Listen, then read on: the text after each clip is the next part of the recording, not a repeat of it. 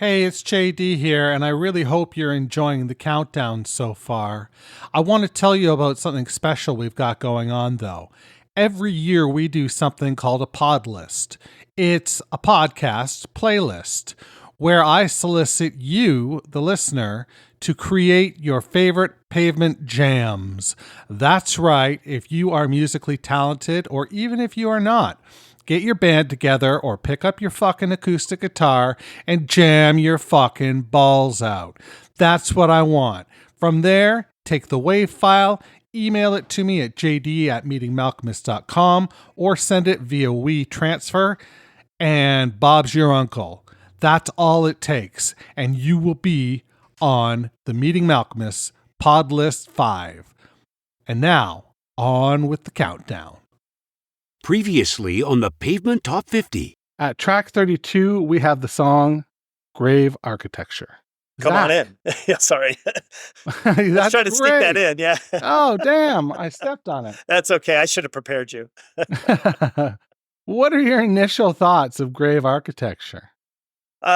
This was a funny one that when you sent it to me, I have a long, I think I said before, I think the album that I really felt like really grabbed me was Wowie Zowie, and yeah, this song's like the come on in, like right away, like, oh yeah. Hey, this is Westy from the rock and roll band Pavement, and you're listening to the countdown. Hey, it's JD here, back for another episode of our Top 50 Countdown for seminal indie rock band Pavement. Week over week, we're going to count down the 50 essential Pavement tracks that you selected with your very own top 20 ballots. I then tabulated the results using an abacus and an old pair of socks. You know, the kind that have toes in them? How will your favorite song fare in the ranking? You will need to tune in to find out. So there's that. This week, I'm joined by Pavement superfan Scott from North Dakota. Scott, yes. How are you doing, motherfucker? I'm doing well, and you, sir? I am excellent. I'm always excellent when I get to talk Pavement with somebody. Absolutely. So tell me a little bit about yourself. So, grew up in Minnesota, small town, but not that far from the Twin Cities. And it's small towns, things come slowly. And I don't want to say a late adopter to Pavement, but I graduated in 1996 from high school, and I was all about the grunge movement, Nirvana, Pearl Jam, all of that. And I didn't know much about indie rock at all, or any indie anything, until I went to college. I had heard of Pavement when I was in high school. I had friends who were into them, but I was so, set on grunge that it's like, this is what we're going to listen to. And I kind of wrote them off at first without hearing them, because for whatever reason, I was like, oh, Pavement, it's like going to be heavy, more industrial, maybe like East German KMFDM or, something really that I might not enjoy. Yeah. And then I was completely wrong about that. A friend I was just riding with a friend, and it was right when Bright in the Corners came out. Okay. And we were just riding in his car, and I was like, what is this? And he's like, this is Pavement. And I was like, no. And I was like, this is not what Pavement sounds like. And it literally from there was just a beeline to the store to pick up everything I could get my hands on. And, would have been my last, 2 years of college, give or take. And it was obviously Pavement was up there. And then right at that same time, Built to Spill, Modest Mouse, all these, other indie bands. But Pavement was the one that I was just like, oh my God, where has this been my whole life? Oh, and yeah. Yeah. And, it changes your life. It really, really does. It's, cliche, but it's like music saves people. And it's like, once I had found this, or once this was presented to me, it's what I wanted to hear all the time. Yeah. And so I went out, bought that. And I remember buying, so I went a little out of order, because again, this is still, there weren't a ton of fan sites. There wasn't a ton on the internet. So you just had to go and buy and see what happened. And I picked up Terror Twilight, which, divisive record, for some people. For me, absolutely loved it. There's so much stuff in there that was just jangly and interesting and different. And fun, but also, I mean, it's hard to explain, but I remember like growing up as a kid and radio was all we had. And every song was about love, and it was just straight up hitting you over the head with it. And here was something that you had to go decipher these lyrics, and you could decipher them in 1,000 different ways. And if you got sick of the lyrics, you could just go and listen to, the music itself. And that was just something that, I had been looking for forever.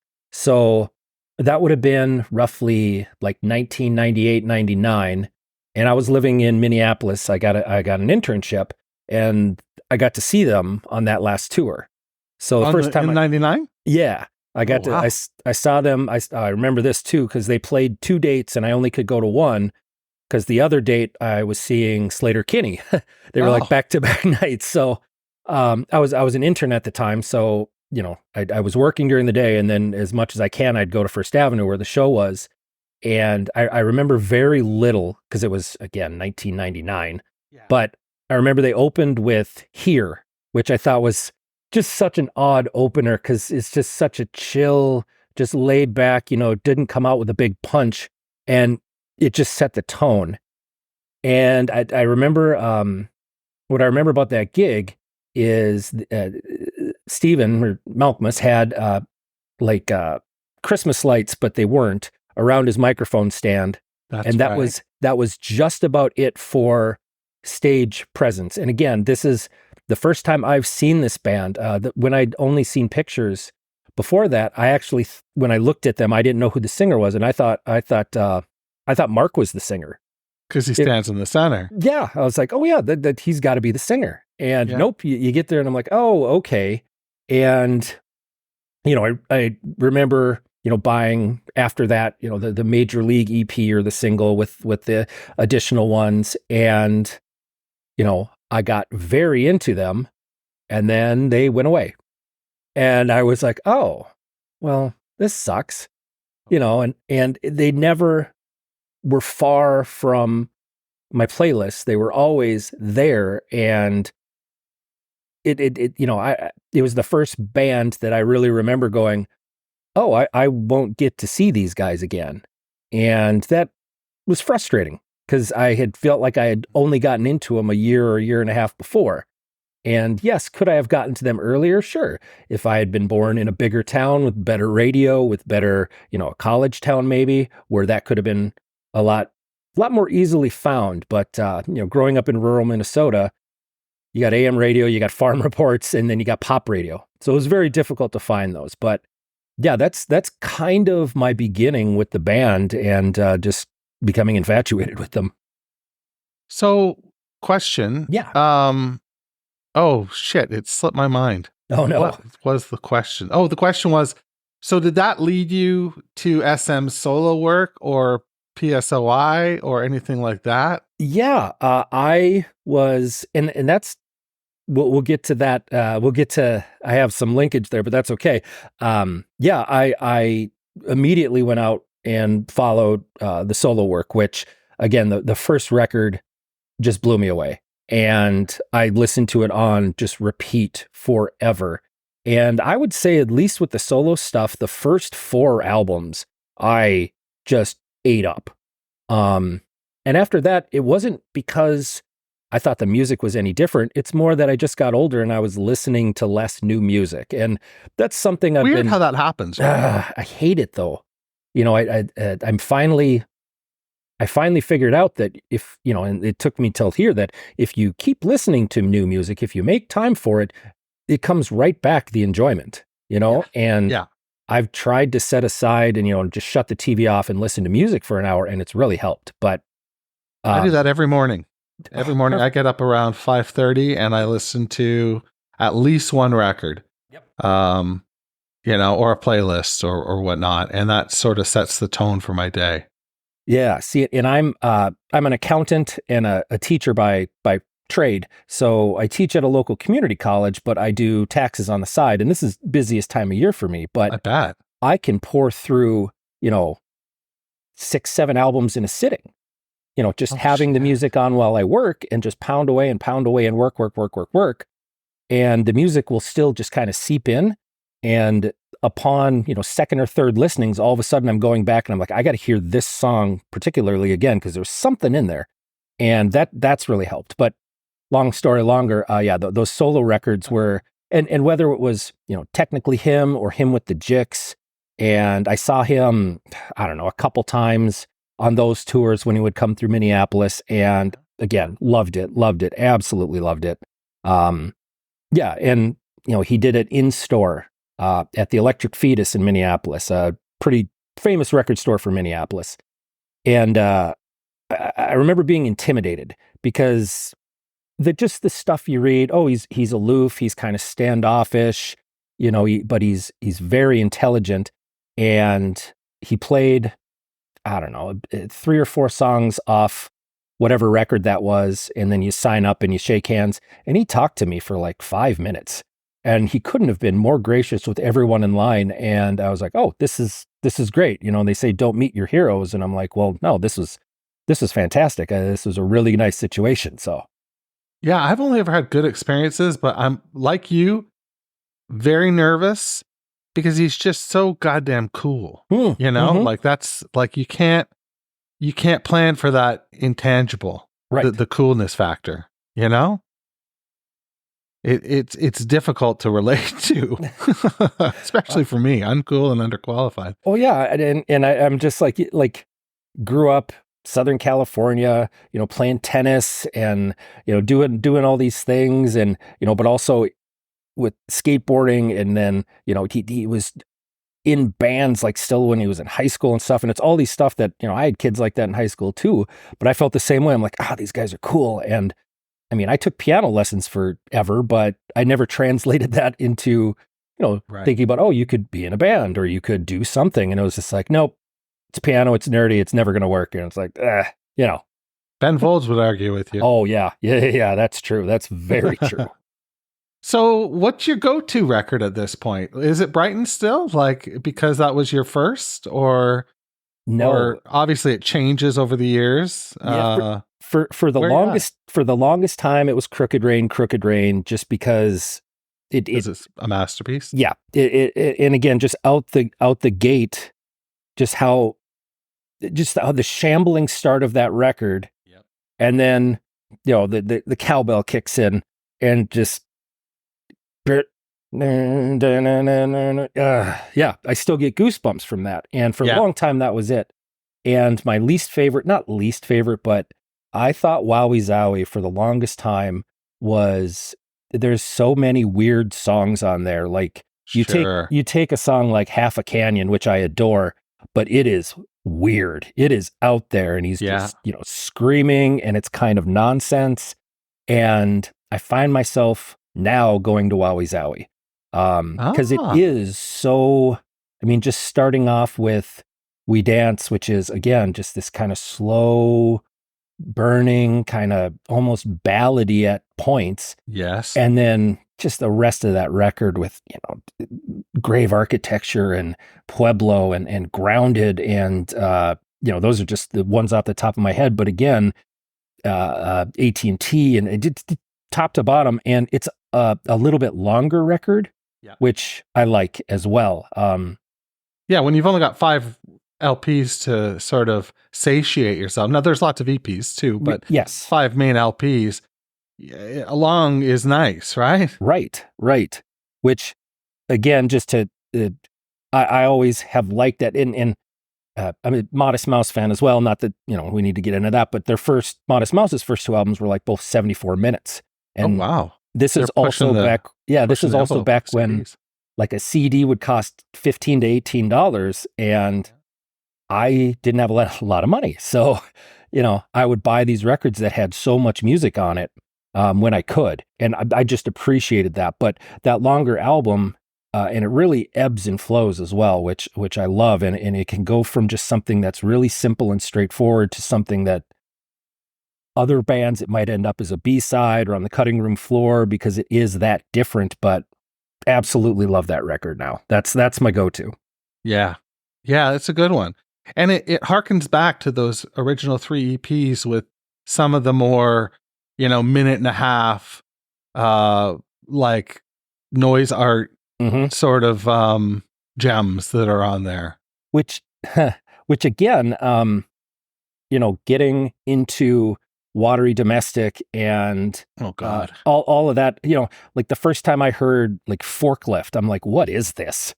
And you compare that to, like anything off the later stuff, and it's a weird transition, but Sure is. a lot of bands do that. They start off, either fast and punky or weird, or they don't know what they're doing. And the songs are like a minute and a half, but you can still sense the structure there. You can sense that this could be, building to something. And like a lot of those first, I don't go back to a ton of the stuff prior to Slanted. I think because of that, because I didn't find out about a lot of these. I didn't have access to them. Yeah. You couldn't download them. Most of it was out of print. You'd be lucky if you could find it in a secondhand bin. That's right. And if you did, hooray, Oh my really God, hunting for records. And those are the ones I don't revisit a ton, but there are also so many gems in there as well that I'm like, you really need to give that a better chance. It's nice that it's on vinyl now too. Yes. That the Westing compilation is on vinyl. Like, Yep. That's a treat. Mm-hmm. Absolutely. Yeah. Because those EPs are, especially slave tracks, is tough to get your hands on. Yeah. Yeah. And I don't buy as much vinyl as I used to, but I used to have a big problem of going on to eBay and just any 7-inch I could get my hands on, Right. like anything that I could really, really knock down. And, if it's a reasonable price, I bought it because why not? And I've tapered that a little bit, but I don't know if I'm missing like at least a US single. I'm not sure. I can't remember. I haven't looked in a while, but I grabbed as many of those as I could, just because I couldn't get them anywhere else. Right. Yeah. Did you go to any of the reunion shows like in 2010 or in 2022? Yep. In 2010, they played at a terrible venue in Minneapolis called the Roy Wilkins Auditorium, Okay. which is, it's an auditorium that was built, I don't know, in the 20s or 30s. It's just concrete. The sound is miserable. It has a huge main floor, which gives you room to spread out, which was fun. And they opened with Cut Your Hair, which I was like, yep, perfect. Yeah. Just get it, not get it out of the way, but so tongue in cheek that I just loved it. And I got to see them there. And then I went to Pitchfork Fest that year as well, to see them. So I got to see them twice there. Where was the Pitchfork Fest? In Chicago? Yep, in Chicago. And I'd been to that a couple of times. I lived in Minneapolis, and I had my, I was seeing someone whose brother he was going to grad school down there. So we had a free place to stay, which makes, look, Chicago, Chicago's reasonable now. Yeah. We can drive down, we can take the L and just have a great time. And, it's a festival, so you're far away, but I, had my stupid little digital camera. I still have videos somewhere, of that, but no, it was, wow. Well, it was one of those things where it's like, this is a band that was so important to me when they were a band, like in a 2-3 year period. And like, there's still stuff I'm listening to. It's still always going back to it, but now they're coming back. And again, it was a thing I never thought would happen. Just like that, the Pixies were never going to happen, just like the Replacements were never going to happen. And those happened. So I was, ecstatic. Never say never. Yeah, exactly. So what do you think we get to track 31? Give it a spin and come back on the other side and talk about track number 31. Sounds like a plan. All right. We'll be right back. Hey, this is Bob Nastanovich from Pavement. Thanks for listening, and now on with a countdown. 31. Increase never told her daddy, I roundly disagree with you. Your vocal style's too preachy, all the yokels mock your teaching. But Cotton, he was just so oblivious to all their cutting pleas.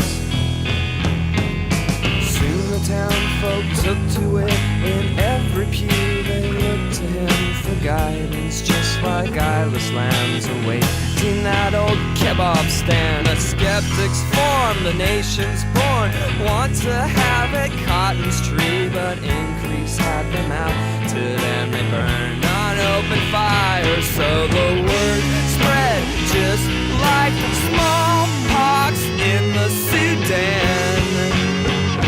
Gentry cried, give it a day, give it a day, give it a day, give it a day, give it a day, give it a day.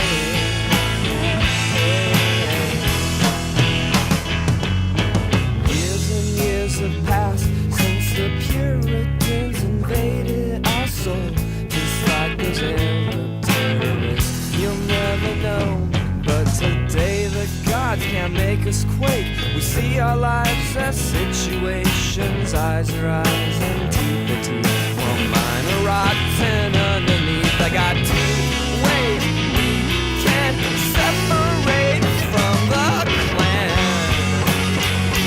I could fly,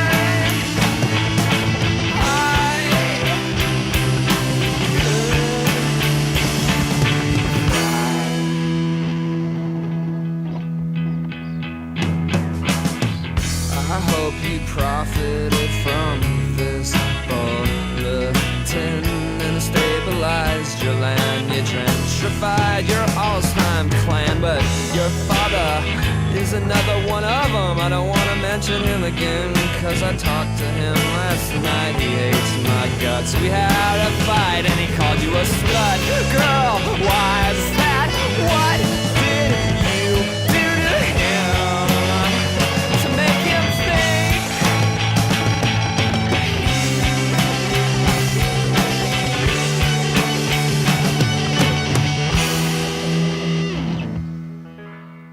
At 31, give it a day. What do you think, Scott from North Dakota? This is a gem, and I love it so much. I love the whole EP because, again, this would have been something I did not discover until, well after I knew all of Wowie Zowie, all of Bright in the Corners, and it wasn't something I easily could, have. And they said, we're not going to waste this time. So they came together, and I mean, the whole EP itself, less than 10 minutes, but it is so much fun the entire time. And Give It a Day itself, like, I love lyrics. I love knowing the lyrics, and I don't often put too much thought into that. But when you go read, about the people that are in the song, referencing Increase Mather and John Cotton and Cotton Mather and the Puritans, and it's almost like was somebody reading a book about the Puritans and the Salem witch trials and these people, and we're like, you know what, we can actually, I just read something about this, we can throw it together, and it's just top to bottom, just lick after lick after lick, and the poppiness and the looseness of it, and yes, total pop gem, total pop. And the melody is infectious. Mm-hmm. It's one of those two where it clocks in. I got Wikipedia I'm looking at here, but it clocks in at 2:37. And I'll find myself listening to just that song for like 10, 15 minutes in a row, because it's every time, whether it's the chorus, whether it's the very beginning where the lyrics start right away, whether it's the last line of the song, what did you do to him to make him think? Which, again, it's kind of like I think it's at the end of Crooked Rain, or maybe it's the other one where it just kind of trails off. It's like almost a sentence, but not. Yeah. And yeah, top to bottom, just fun. And again, on that EP followed up with Gangsters and Pranksters, which another gem that's just very, very fun. And they were in a fun mood, weren't they? Yeah. And it does. And this is the kind of thing too, where it brings me to some of his early solo work that there's just fun songs in it. And these are fun songs. It's not, there's a certain way I feel when I hear Grounded or, We Dance, that it's almost like this, not solemn, but I'm not happy when I'm listening to it. Like if Grounded comes on at a certain time, it cripples me. And this will never cripple me. This will always pick me up. And I love that in a song. Where you can just put it on and be happy. Do you remember Nike used to have this app that you could have on your phone and you could program a power song? So if you were running, and you got to the near end, you could click right to your power song and it would drive you through the finish line. My power song happens to be Walking on Sunshine by Katrina and the Waves. Wow, it's so bouncy and so fun. But I could easily see it being Give It a Day because it's also very bouncy and fun. Now, obviously the lyrics are darker, but the way he's singing them, the cadence of the way he's singing them, like the phrasing is sublime. Yep. And again, like you said, there is a ton of dark, connotations in there that unless, like, again, I went and looked up Wikipedia because I was like, I know these names and I think they have something to do with this. And then I read about it and I'm like, yeah, this is a dark part of American history. And it's just like, no, it's just eyes and eyes and teeth are teeth, but mine are rotten underneath. It's like just the wordsmithing. I love it. Yeah.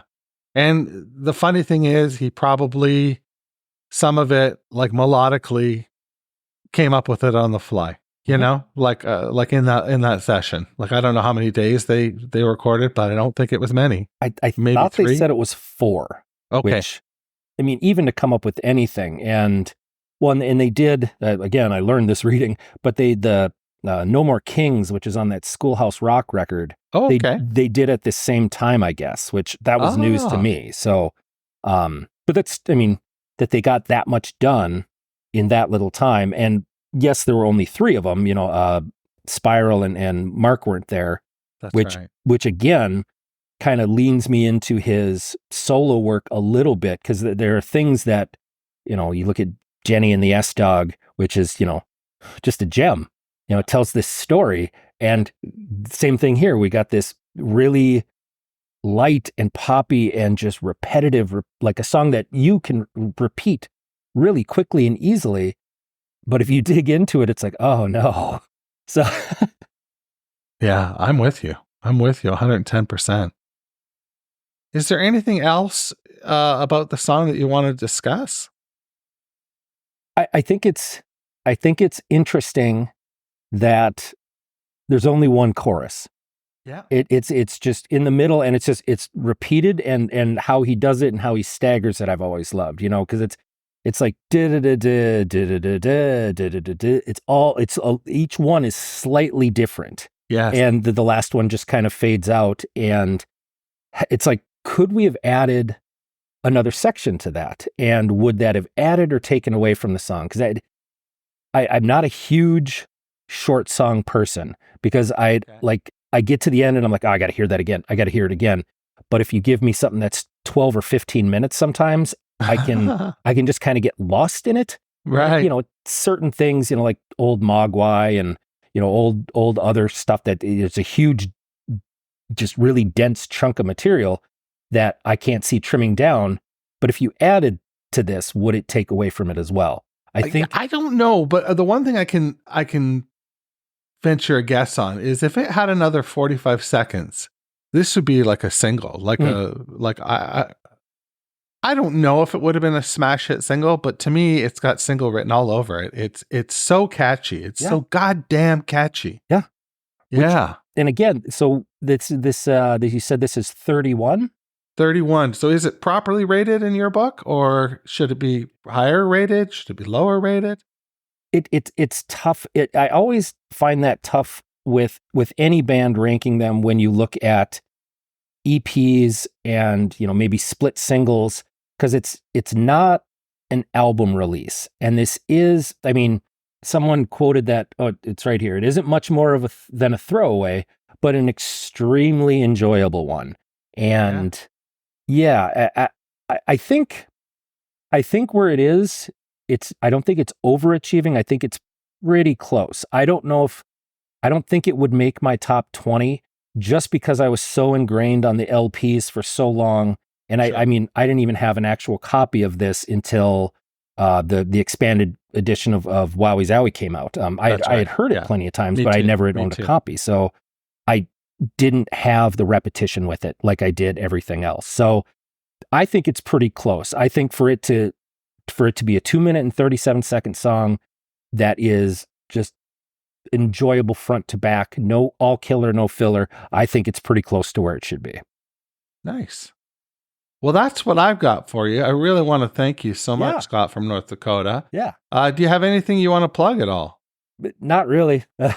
I just am a music enjoyer that, I'm so happy that these guys did another reunion tour as well, which now that I had time and a little bit of money, so I got to see them 3 more times on this tour, which brilliant. I got to see them in St. Paul, and then I just went to Chicago for 2 shows. And just, again, what amazed me about those shows too is the first tour they went through, the set list, I guess, didn't move that much, and about the only song I didn't get to hear that I wanted to, 3 nights in a row, they didn't play Frontwards. And I was dying to hear Frontwards. They played it the night before and the night after. But night to night, I think the set switched, because huge sets too. They're playing 3.5 hours.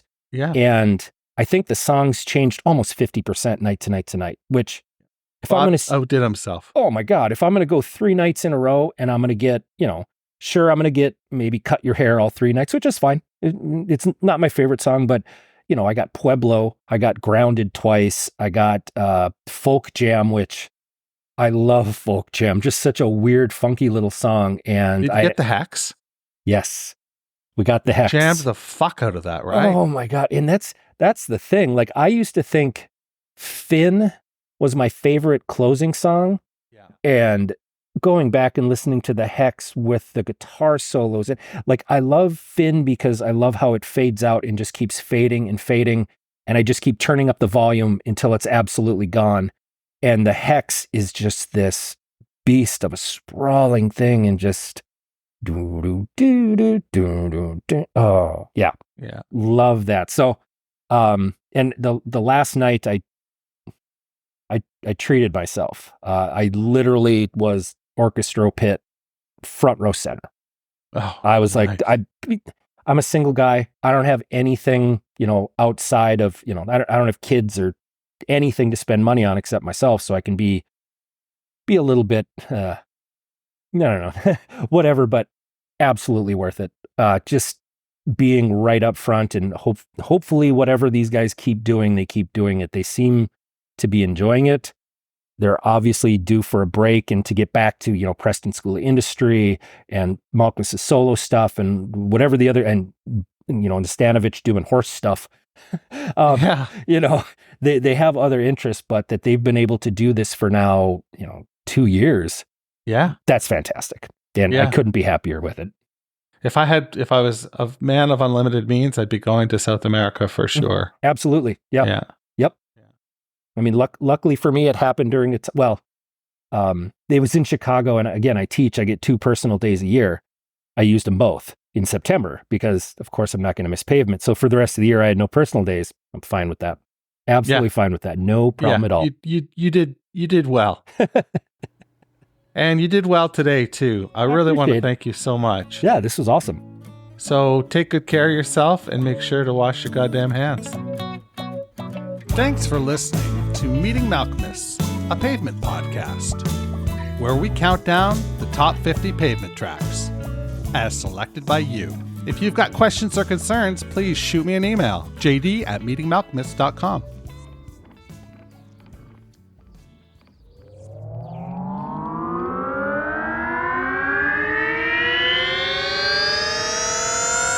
To